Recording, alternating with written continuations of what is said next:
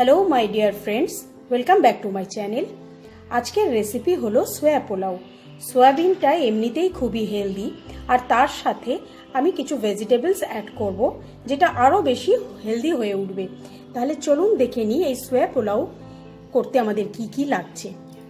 সোয়া পোলাও করার জন্য এখানে আমি সয়াবিনগুলোকে জলে ভালো করে ধুয়ে একটু উষ্ণ গরম জলে 15 মিনিট ভিজিয়ে রেখেছিলাম। তারপর আমি জল থেকে ছেঁকে তুলে নিয়েছি।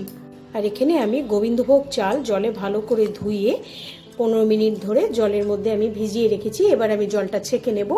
আর আমি ভেজিটেবলসের মধ্যে নিয়েছি কিছুটা গাজর, বিনস, ফুলকপি, আর এখানে আমি পেঁয়াজ কুচো করে নিয়েছি। আর মশলার মধ্যে লাগবে আমার, এখানে আমি 1 চামচ বিরিয়ানি মশলা নিয়েছি, ফোড়নের জন্য নিয়েছি গোটা গরম মশলা, আর এখানে আমি নিয়েছি আদা রসুন পেস্ট, এখানে নিয়েছি আমি কাজু, আর যা যা মশলা লাগবে সেগুলো আমি রান্না করতে করতে বলে দেব। আমি একটা মিক্সিং বোলের মধ্যে সয়াবিনগুলোকে নিয়ে নিয়েছি। এবার আমি এতে 4 চামচ টক দই দিয়ে দেবো।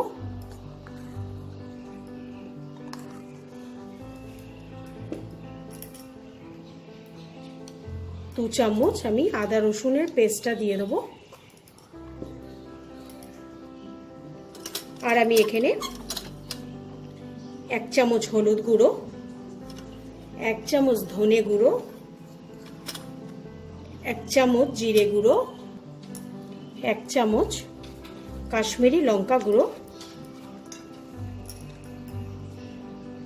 আর হাফ চামচের মতো আমি নুন দেব। নুন দিয়ে এই সয়াবিনটাকে খুব ভালো করে মেখে নেব। এটাকে আমি 15 মিনিট এইভাবে মেখে ম্যারিনেট করব। তাতে সয়াবিনের যে ফিকা ফিকা টেস্টটা সেটা একদম চলে যাবে, সয়াবিন আরও বেশি টেস্টি লাগবে খেতে। তো এটাকে এইভাবে এখন আমি রেখে দেবো 15 মিনিট। আমি এখানে একটা প্যান খুব ভালো করে গরম করে নিয়েছি। এবার এতে আমি সাদা তেল দেব, অল্প একটু সাদা তেল দেব। তেলটা গরম হয়ে গেছে। এই তেলে আমি এখন কাজু আর কিশমিশটা দিয়ে নেব। দিয়ে এটা 2-3 মিনিট মতো একটু ভেজে নেব।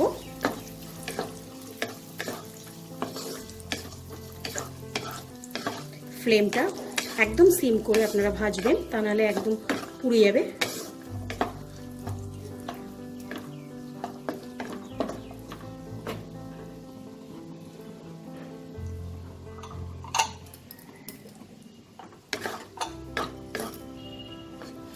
এটা আমি 2-3 মিনিট ভেজে নিয়েছি। এবার আমি এতে গোবিন্দভোগ চালটা দিয়ে দেবো।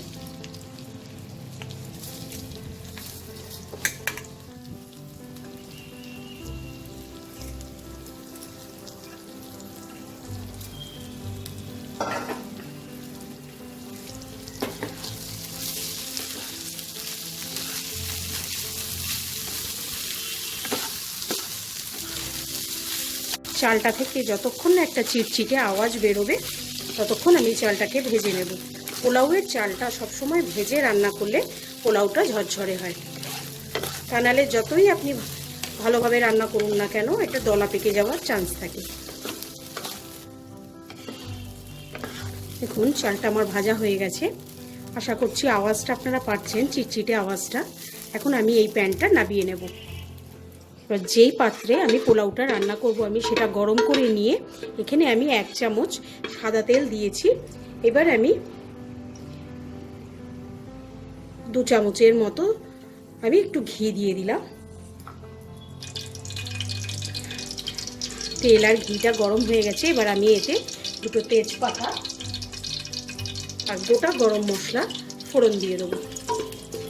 গোটা গরম মশলার মধ্যে আছে 4টে ছোট এলাচ, একটা বড় এলাচ, আর 4টে লবঙ্গ, কিছুটা দারচিনি। ফোড়নটা থেকে খুব সুন্দর একটা গন্ধ বেরিয়ে গেছে। এবার আমি পেঁয়াজ কুচিটা দিয়ে দেবো। দিয়ে এটাকে 2-3 মিনিটের মতো আমি একটু ভেজে নেব। খুব বেশি লাল করে ভাজার দরকার নেই, অল্প একটু ভাজলেই হবে। পেঁয়াজটা আমি 2-3 মিনিট ভেজে নিয়েছি। দেখুন এটা হালকা ভাজা হয়েছে। এবার আমি এতে ফুলকপি কুচিটা, গাজর,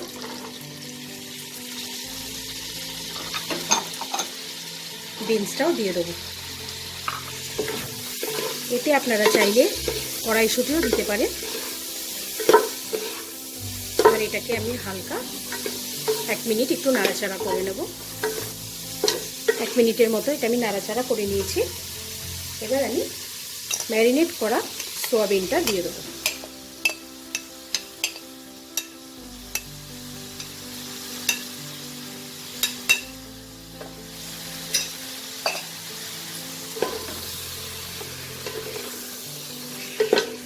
এটাকে খুব ভালো করে কষিয়ে নিতে হবে। এই সময় আমি 1 চামচ ভেজে বিরিয়ানি মশলা দিয়ে দেবো। এই বিরিয়ানি মশলাটা আমার বাড়িতে বানানো। দেখুন সয়াবিনটা খুব ভালো করে আমার কষানো হয়ে গেছে। এবার এতে আমি ভেজে রাখা চালটা দিয়ে দেবো।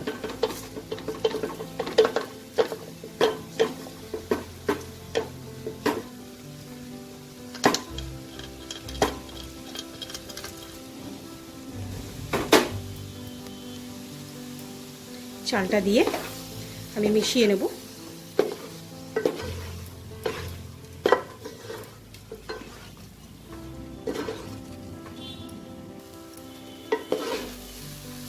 চালটা খুব ভালো করে মশলার সাথে মিশিয়ে নিয়েছি। এবার আমি এতে জল দেব। পোলাওয়ের জলটাই হচ্ছে মেন। জলের মাপটা ঠিকঠাক না হলে পোলাও একদম ঘেটে যাবে, নয়তো চাল শক্ত থেকে যাবে। এখানে আমি 4 গ্লাস জল নিয়েছি, 4 গ্লাস চাল নিয়েছিলাম, গোবিন্দভোগ চাল, তাই আমি এখানে 5 গ্লাসের মতো জল নিয়েছি। এটা যদি আপনারা বাসমতি চাল দিয়ে করেন তাহলে 4 গ্লাসের জন্য 8 গ্লাস জল নিতে হবে। তো এখানে আমি 5 গ্লাস জল নিয়ে এটাকে খুব ভালো করে মিশিয়ে দিয়েছি। এবার আমি পরিমাণ মতো নুন দেব। নুনটা আগে দিইনি, ম্যারিনেশনের সময় 1/2 চামচের মতো একটু নুন দিয়েছিলাম। এখন আমি নুনটা স্বাদ মতো দিয়ে দেব। দেখুন জলটা আমার ফুটে গেছে। এখন আমি এটাকে ঢেকে দেব। ঢাকা দিয়ে ফ্লেমটাকে আমি মিডিয়াম আঁচে রেখে এটাকে আমি 10 মিনিট কুক করব। 10 মিনিট পর আমি ঢাকাটাকে খুলে নিয়েছি। দেখুন আমার জলটা পুরো শুকিয়ে গেছে। আমি গ্যাসের ফ্লেমটা অফ করে দেব। দিয়ে একটু আর বেশি নাড়বো না। এটাকে আমি 10 মিনিট, আরও 10 মিনিট এইভাবে আমি স্ট্যান্ডিং টাইমে রেখে নিয়ে সার্ভ করে নেব। তৈরি হয়ে গেল আমার সোয়া পোলাও। রেসিপিটা আপনারা অবশ্যই ট্রাই করবেন, আশা করি ভালো লাগবে। বাড়িতে বানিয়ে অবশ্যই আমাকে কমেন্ট করে জানাবেন। যারা আমার চ্যানেলটা নতুন ভিজিট করছেন তারা আমার চ্যানেলটাকে সাবস্ক্রাইব করবেন আর লাইক শেয়ার করতে ভুলবেন না। আজ তাহলে বিদায় জানাচ্ছি। আবার হাজির হয়ে যাব নতুন কোনো এক রেসিপি নিয়ে। বাই।